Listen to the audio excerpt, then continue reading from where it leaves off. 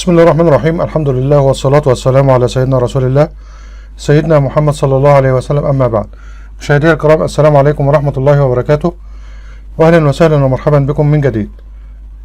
كتير بنحتاج إدراج أو إدخال صور في صفحة الوورد لما بنكون بنتكلم على موضوع فيه صور، فبنحتاج إدخال الصورة لورقة العمل في الوورد، وبنحتاج إن احنا نعدل عليها سواء في الحجم أو في الألوان أو المساحة، أو ده هيكون درسنا النهاردة. فتعالوا بينا نشوف ازاي نعمل ادراج للصورة وازاي نعدل على الصورة. اول حاجة هندخل على قائمة ادراج وهنختار منها ادراج صورة.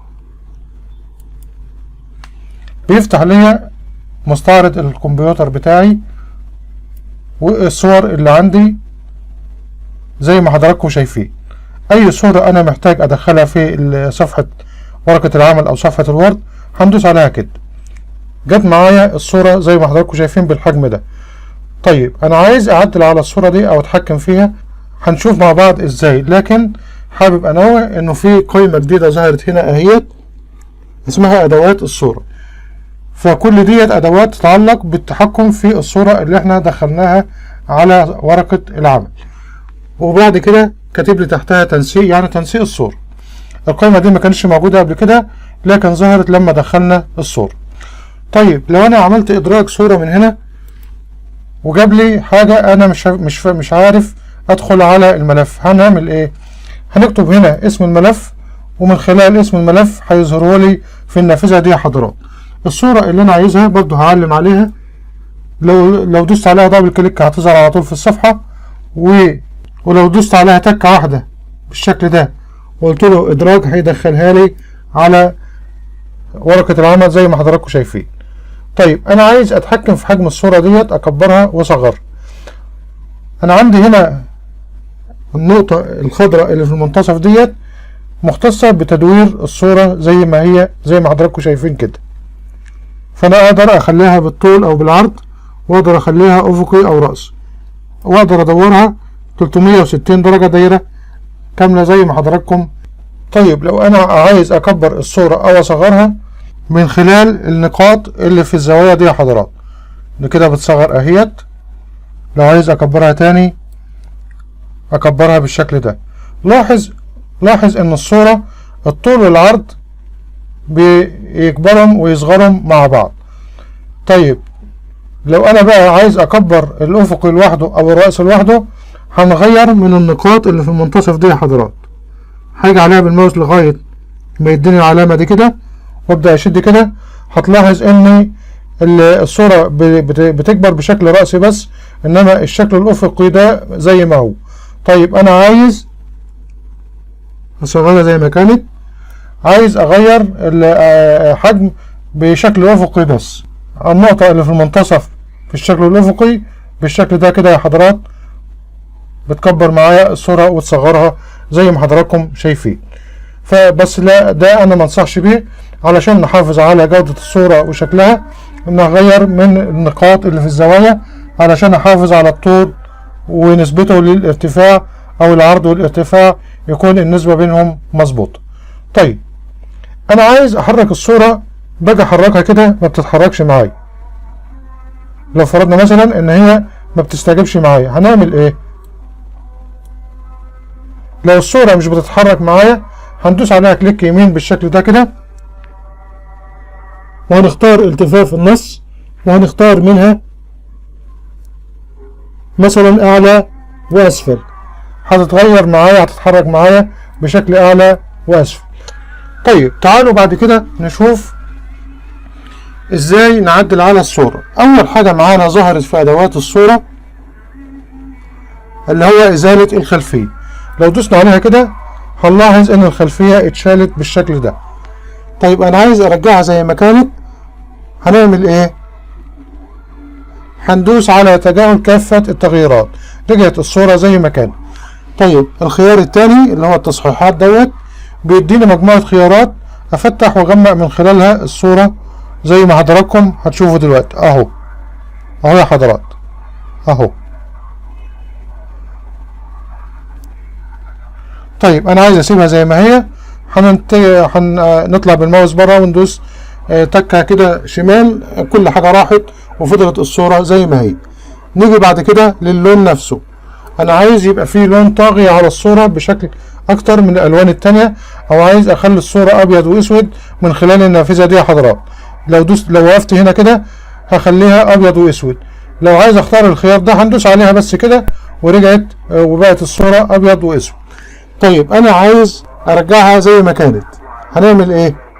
هنختار الخيار ده من تاني، هنختار الخيار المناسب لنا من السطر اللي فوق دوت وندوس عليه، هترجع الصورة زي ما كانت بالشكل ده.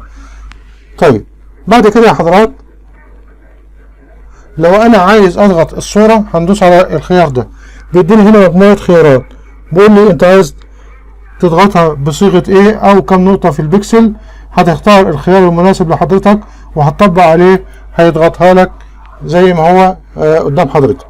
طيب لو انا عايز اغير الصورة هندوس تغيير الصورة، هيرجعني لمستعرض الصور واختار منه صورة تانية، مفيش مشكلة. بعد كده يا حضرات لو انا عايز اغير نمط او شكل الصورة او اعمل لها اطار خارجي، بيتيح لي هنا مجموعة خيارات. بص على التأثيرات اللي على الصورة زي ما حضرتك شايف، بيعمل لها شادو او ظل او برواز او علامة مائية. هصغرها شوية علشان التأثيرات تبان.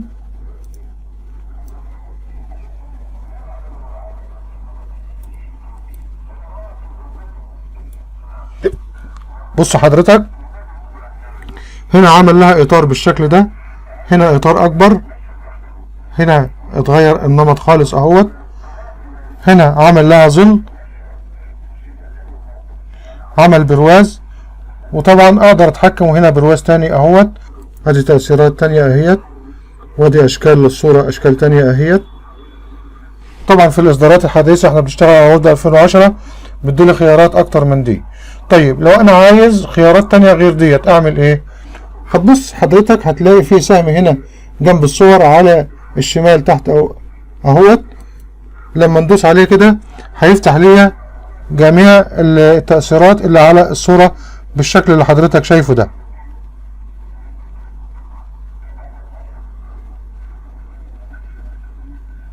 خليها ثلاثية الابعاد، اخليها على شكل بيضاوي، اخليها على شكل دائري، اخليها كل جميع الخيارات المتاحة في البرنامج موجودة قدام حضرتك، اختار منها اللي يناسبك. طب لا انا مثلا اخترت الخيار ده بيضاوي، طب انا عايز اخليه دائري، مفيش مشكلة، هنسيبها كده وبعدين هنعمله دائري بالشكل ده كده، ونشوف الطول والعرض الارتفاع نخلوهم متساويين، هيديني شكل دائري مظبوط مفيش اي مشكلة. طيب بعد كده معانا ايه؟ بقول لي هنا حدود الصورة، هختار منها الانماط اللي انا عايزها بالشكل ده كده يا حضرات.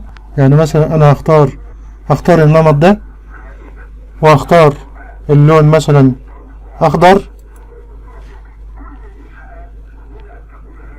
هختار اللون من هنا، هختار النمط،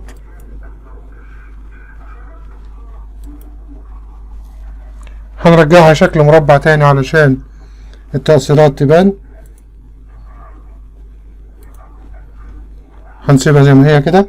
ومن هنا بقى اقدر اتحكم في الاطار، يعني هو تخين اهوت هخليه رفيع او تخين بزيادة زي ما حضراتكم شايفين اهوت بيأثر معايا. وهقدر مثلا هو لونه اسود هختار اللون،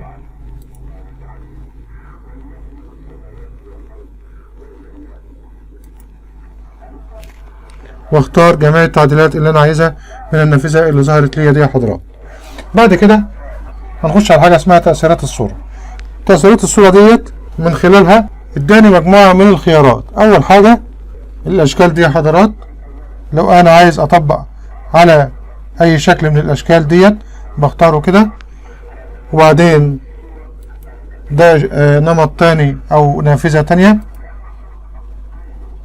بيتيح ليا من خلالها حاجات كتير اهي زي ما حضراتكم شايفين. لو رجعنا لها تاني كده واخترنا انعكاس، عمل لي انعكاس للصورة زي ظل بشكل كبير اهوت.